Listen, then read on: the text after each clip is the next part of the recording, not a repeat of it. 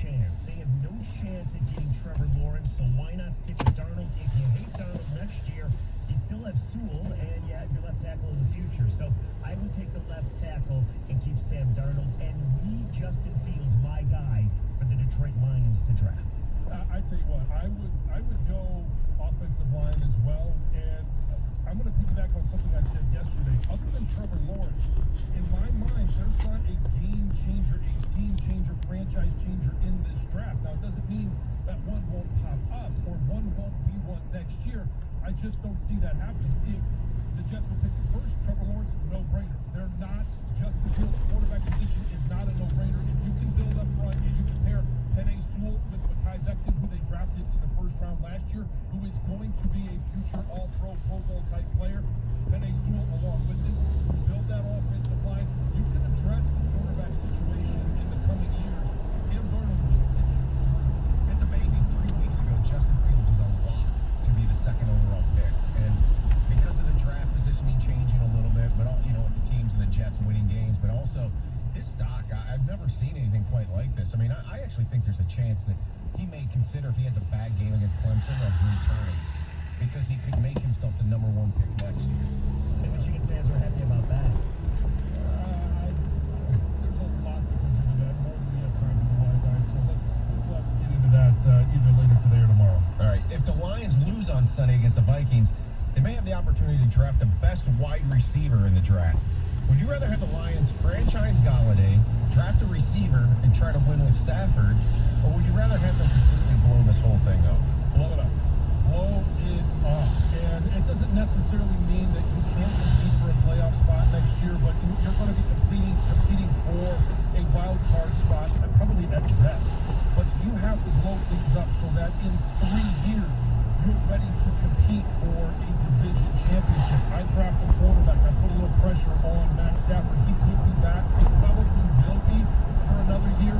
Put some pressure on him. Maybe bench him if he has another game where he throws the ball to a defensive tackle or takes a sack that shouldn't happen. I mean, there's so many different times where you can say, hey, as a 12-year guy, you can't make that mistake. They put in a young guy. Let's see what he's got. I like to point out that John just brought up once again the Watt pick of next. No, I just said defensive line. Yeah, but I know what you were talking about. I would like to see what the Lions could do with Stafford coming back, draft a receiver, bring back Galladay. The offensive line is pretty good, and see what a competent, capable coach could do with this defense. Maybe it won't be as bad because Matt Patricia can coach defense, but I think we all know what needs to happen.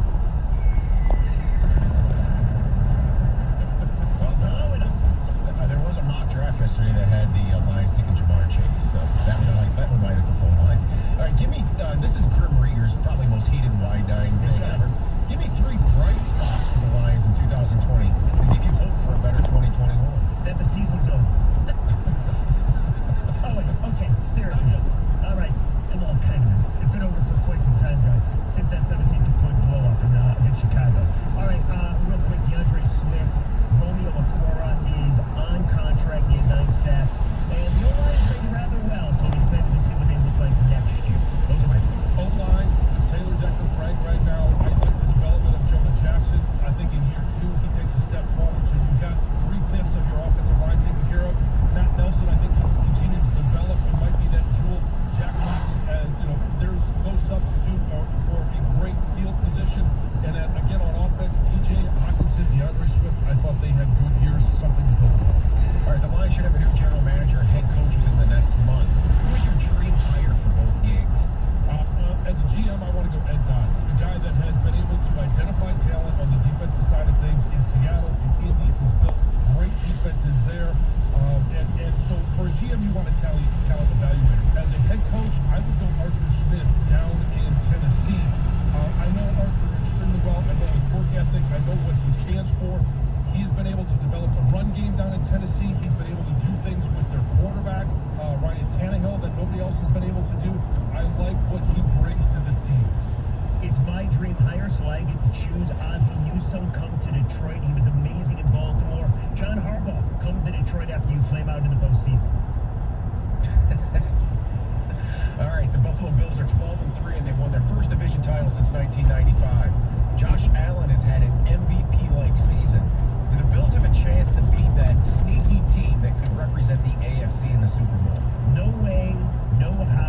Patrick Mahomes is bored. He does a lot of commercials, and once the postseason starts, the real Chiefs team shows up. Run game or not, Chiefs roll.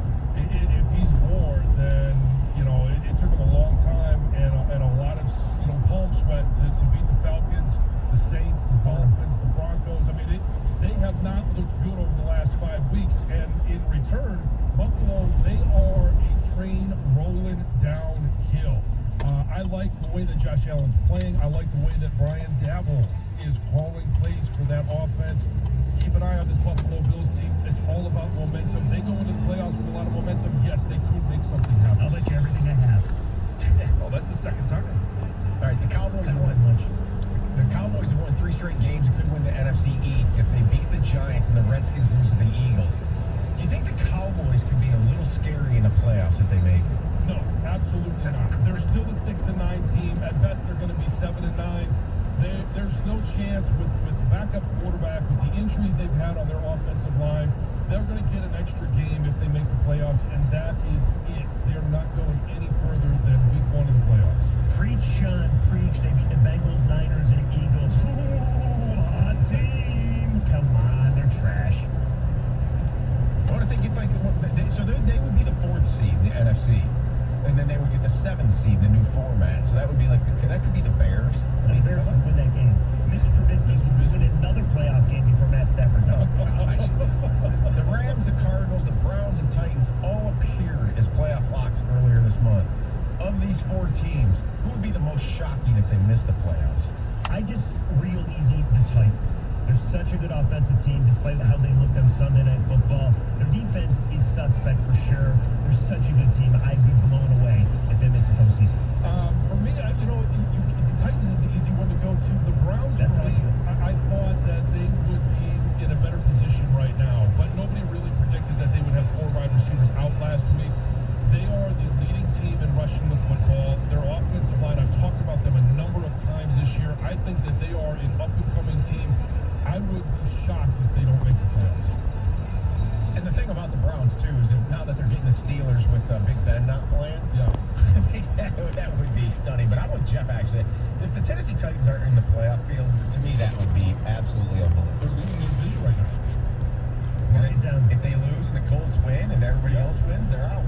Tom just agreed with me. Best day of my life. That is the Y9 on 97.1 The Ticket. 97.1 The Ticket. Traffic. From the WWJ AM 950 Traffic Center, we have a crash on southbound Southfield Freeway after 8 Mile Road over on the right shoulder, and on northbound I-75 at Clay Street, an accident blocking both shoulders. I'm Julia Deal in the WWJ 24-hour Traffic Center. 97.1 The Ticket would like to remind you that when you text the ticket, standard text messaging rates apply. Hey, Michigan, online sports betting is almost here. We've got more good news. If you register your account early with FanDuel Sportsbook, you'll get $100 in free bets once they go live. There's no deposit required. Just sign up and verify your account, and you're all set. That's right. You get $100 in free bets just for signing up early. No deposit required, no strings attached. Here's the thing about the FanDuel Sportsbook app. It's easy to use, it's safe and secure, and there's fast payouts. Fast withdrawals. When you win, you get your money fast. They have a range of betting options, player props, futures. Find whatever bet you're looking for. Just sign up at FanDuel.com/100free to claim your $100 in free bets. Must be 21 plus and present in Michigan. Bonus issued in non-withdrawable site credits that expire 7 days after FanDuel goes live in Michigan. $100 is distributed as $50 site credits on each of Sportsbook and Casino. Unique user ID verification required. Offer ends on go live date. Gambling problem? Call 1-800-270-7117 for confidential help. This Radio.com Sports Minute is brought to you by Northville Lumber.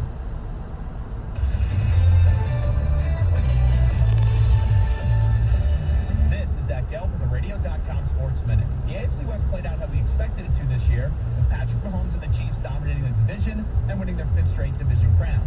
When looking at the AFC West, we know 2 things for the future. The Chiefs aren't going anywhere, and the Chargers also found their next franchise QB in Justin Herbert. Yes, LA still has a lot of work to do in building the rest of the roster, but solving your QB position is huge and something the Broncos and Raiders can't say they've done. This was a big year for both Drew Lock and Derek Carr, and neither consistently show me they should be leading their teams for the long term. Right now, it looks like John Elway swung and missed on another QB, and John Gruden can keep on complimenting Derek Carr, but once again, Carr crumbled down the stretch with a playoff spot on the line. The question is, how much longer will both teams keep believing in Locke and Carr when they keep showing us they aren't the solution to the problem? My guess, both are back in 2021, but don't expect the results to change. I'm Zach Gill. Frank's Red Hot Thick Sauce is still the perfect blend of flavor and heat, but in 4 flavors, like Buffalo Ranch. It's thicker and saucier than ever. How thick? Thick. Frank's Red Hot Thick Sauce. I put that on everything. Attorney CPA Joe Cordell. You hear the phrase a lot this time of year. Happy holidays. But holidays are not always happy, particularly for guys grappling with a divorce that they didn't choose. These men need more than the help of a good lawyer. They need the hope and encouragement of a good friend. Contact Cordell & Cordell to schedule an appointment with one of our firm's Detroit area attorneys, a partner men can count on. Online at CordellCordell.com. That's CordellCordell.com. Offices in Troy and Ann Arbor. If you're hiring, you need Indeed. Indeed delivers quality candidates so you can focus on interviewing people with the right skills. Receive a $75 sponsored job credit when you upgrade your job post at Indeed.com/credits. Terms and conditions apply. You will love your Avis Ford because even if you've got bad credit, Johnny Hart can get you financed fast and on the road. It's a new year and a new you. Why not check out a new certified pre-owned Avis Ford? Johnny has the banks and inventory to get you in the perfect car at the perfect payment. And no one makes it easier. You will love it because all you do is call 877-222-AUTO. That number rings right to Johnny Hart's desk. Just call 877-222-AUTO and let Johnny get to work on getting you approved at a payment so low, you won't believe it. It's that easy. Avis has one of the largest inventories in the state, so all you do is show up, pick out your ride, and drive away. You'll find Johnny in the used car showroom at 12 Mile and Telegraph, or just call 877-222-AUTO. Sit back and let Johnny get to work so you can make an informed decision. Call 877-222-AUTO. That's 877-222-AUTO. Call 877-222-AUTO now. Names aren't given, they're earned. 86 years ago, William Hill earned his by betting on himself. Today, William Hill is America's #1 sportsbook. And soon, it is right here in Michigan. With the William Hill mobile app, you'll be able to bet on all the sports you love from wherever you are. So get ready. Things are about to get interesting. 21 plus only. Gambling problem? Call the Michigan Department of Health and Human Services Gambling Disorder Helpline at 1-800-270-7117. Let's make it interesting. It's William Hill Sportsbook. Help Mother Waddles to help those in need by donating your car. Your car donation to Mother Waddles will provide food and shelter to the poorest of the poor. Call Mother Waddles today and change a life. Call 313-WADDLES. When big things happen in Detroit sports, you hear it first on Detroit's #1 sports station, 97.1 The Ticket. Breaking news powered by Radio.com Sports and brought to you by Mercedes-Benz Vans. Find out how far an extra mile really goes. Text the Ticket now. Ticket text 248-539-9797. Live from the Jamie Samuelson studio, here's Stoney and Jansen.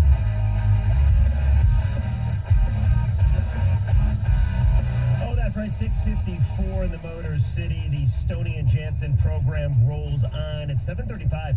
John will expose me for being probably less of a man than you already thought I was. No. It's going to get brutal. It's going to get embarrassing. We play Jeopardy deer hunting style. And we're going to have a little fun since deer season, for the most part, ends January 1. We're going to have a little Jeopardy-style trivia with one Jeff Rieger. So stay tuned because I think it will be very entertaining and fun. And I will look like a moron. By the way, Tom, tomorrow, a lot of texts are coming in. People want to do the Roast the Rieger segment or the Rip the Rieger segment. So get your rips and your roast started. I'm sure you have a lot of anxiety built up over the course of 2020. Get it out by letting me have it. I'll be your pinata. I'm wondering, Heather and I might actually just get the day off. I mean, we'll just open up the phone lines and just let them have at it. Open phone lines. No, you need to be here. If I need to be here, you need to be here. There you go. I don't want to miss that. Well, of course. Nobody wants to miss that. Trust me. Nobody will miss that. Anyway, speaking of missing, Pistons did their fair share of missing yesterday season. They lose 116 to 106 to the Warriors. It was the second game of a back-to-back. Killian Hayes, ankle injury. We wait and see how bad that is. Blake Griffin, potential concussion. Scored 8 points in that one. Jeremy Grant scored 27. Josh Jackson, after scoring 27 the night before, scored 17. And then one of my favorites all time to watch, Steph Curry, had 31. So 116-106, Pistons are now 0-4. They're done for 2020. They next play the Celtics on New Year's Day right here at 97 won the ticket. Chance for their first win. But that's not even the big story in the NBA, John. No. Did you see what happened to our producer Paul's team yesterday? Paul is filling in for Greg. He's a giant fan of the Miami Heat. The Bucks beat the Heat 144 to 97. And the thing about this game, they went 29 of 51.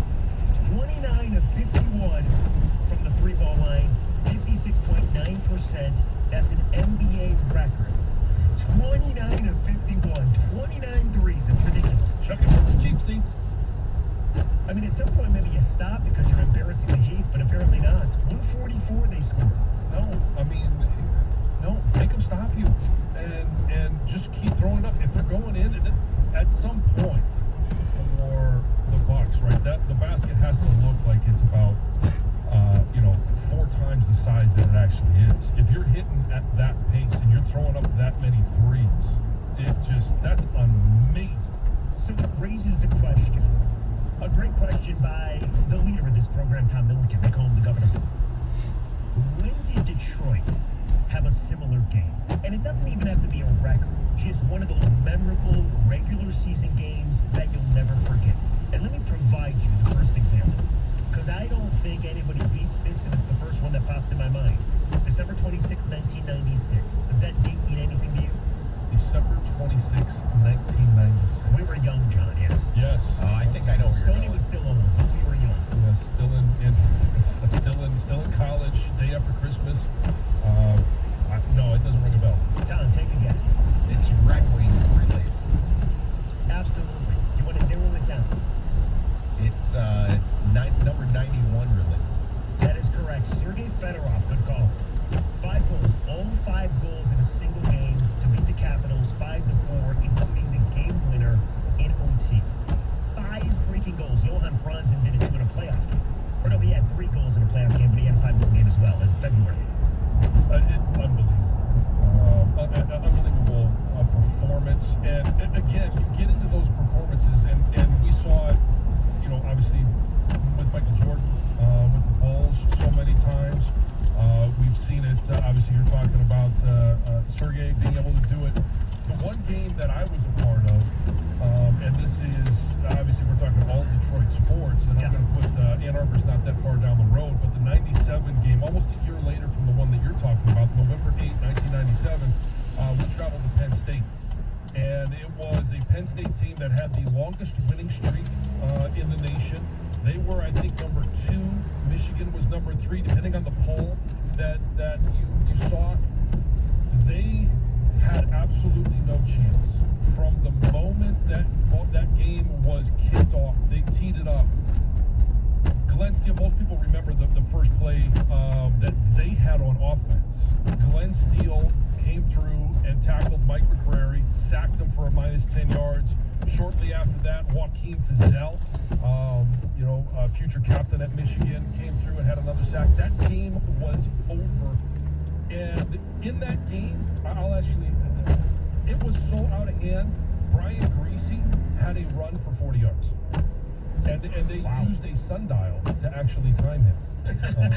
And so that's the dominance that we had in that game. And Vito Cook even said before the game, nobody was giving Michigan